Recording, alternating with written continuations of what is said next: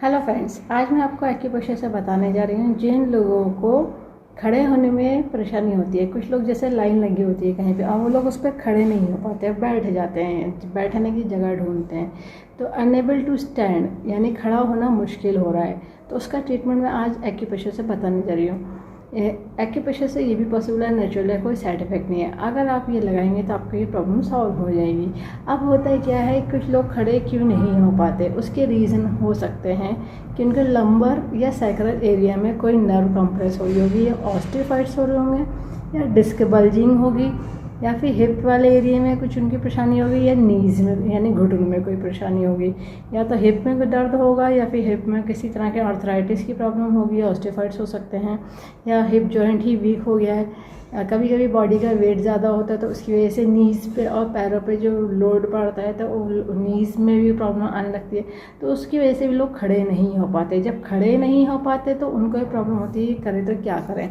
फिर हर चीज़ को अवॉइड करने लगते हैं कि खड़े नहीं हो पाते तो बैठे रहते हैं, फिर चलते भी नहीं है, ज़्यादा टहलते नहीं है, सीढ़ियाँ भी नहीं चढ़ते, जो ज़रूरी है एक डेली लाइफ के लिए। ठीक है, अब पता चला उनकी बॉडी में हीमोग्लोबिन की कमी है यानी ब्लड की कमी है, तब भी ऐसा हो सकता है कि वो खड़े नहीं हो पाएंगे। या फिर कैल्शियम या विटामिन डी की कमी है, तब भी खड़े नहीं हो पाएंगे। पता चला उनकी कुछ और प्रॉब्लम आ गई, या स्केलेसिस हो गया है, जैसे स्पाइन की है जो बोन होती है वो टेढ़ी हो जाती है, या फीवर आ गया है तो उसकी वजह से बॉडी में एनर्जी नहीं है, प्लेटलेट्स की कमी है तो तब भी नहीं खड़े हो पाएंगे, बार बार बैठ जाएंगे। आयरन की डेफिशिएंसी होती है तब भी लोग खड़े नहीं हो पाते, बैठ जाते हैं।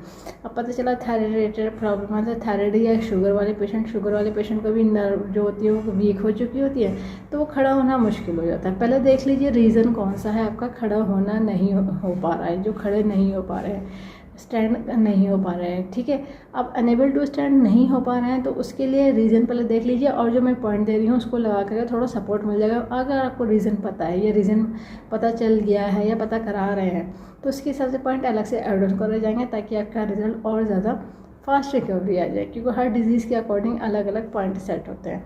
अभी जो मैं बताने जा रही हूँ जनरल बताने जा रही हूँ, ताकि आप लगा करके थोड़ी उसमें स्ट्रॉन्ग या एनर्जी आ जाए, ताकि उसको स्ट्रॉन्ग फीलिंग हो और वो खड़े होने में हेल्प कर सके। लगाने के लिए ज़रूरत होगी डॉक्टर टेप की, पेपर टेप की, किसी मेडिकल या सर्जिकल की शॉप से ले लीजिएगा। 1/2 इंची का टेप है, स्किन फ्रेंडली टेप है, कोई और सा टेप नहीं यूज़ करेगा, इस बात का ध्यान रखेगा। जिन्होंने कोर्स करा उन्हें पता है कि एक्यूप्रेशर में यूज़ होती है बॉल मैग्नेट, जो एक तरफ से वाइट होती है और एक तरफ से येलो होती है। टोन सीडेड का काम करती है, प्लस माइनस एनर्जी होती है। नॉर्थ पोल साउथ पोल ये बॉल मैग्नेट ह्यूमन बॉडी के एक्यूप्रेशर पॉइंट को स्टिमुलेट करने के लिए, बैलेंस करने के लिए बनाई गई है। इसमें पावर उतनी दी गई है जो ह्यूमन बॉडी के एक्यूप्रेशर पॉइंट को स्टिमुलेट कर सके, बैलेंस कर सके। पॉइंट जो मैं बताने जा रही हूँ टीसीएम के बताने जा रही हूँ, जिन्होंने टीसीएम पढ़ी वो लोग समझ जाएंगे, बाकी लोग लोकेशन देख करके पॉइंट लगा लीजिएगा। टीसीएम के पॉइंट पर आपको बॉल मैग्नेट लगानी है।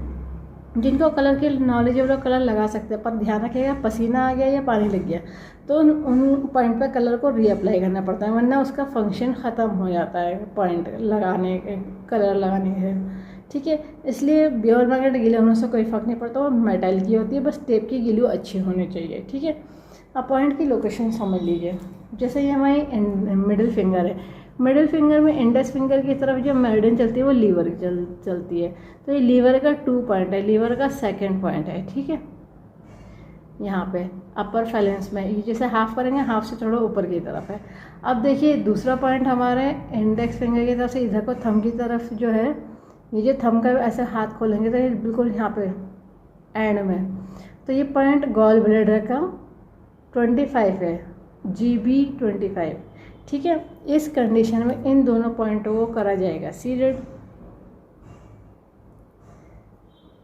देखिए ये कर दिया हमने सीडेड करने का तरीका रहेगा कि बॉल मैग्नेट पेपर टेप में से जब येलो विजिबल होती है तो उसको कहते हैं सीडेड, और जो स्किन पर टच होना है वो वाइट टच होना है।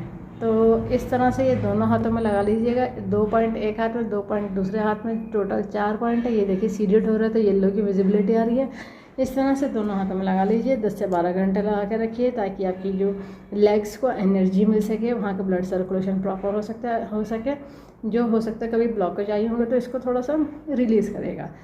और इन पॉइंट को 10 से 12 घंटे लगा करके डेली लगाइए, और इस वीडियो को ज़्यादा से ज़्यादा शेयर करिए, सब्सक्राइब करिए, लाइक करिए, ताकि लोगों को पता चल जाए कि पेशे से सभी तरह की डिजीज़ को ट्रीट करते हैं, क्योर कर देते हैं, कंट्रोल कर देते हैं, रूट कॉज को ठीक कर देते हैं। फ्यूचर में दवा कभी प्रॉब्लम नहीं आती।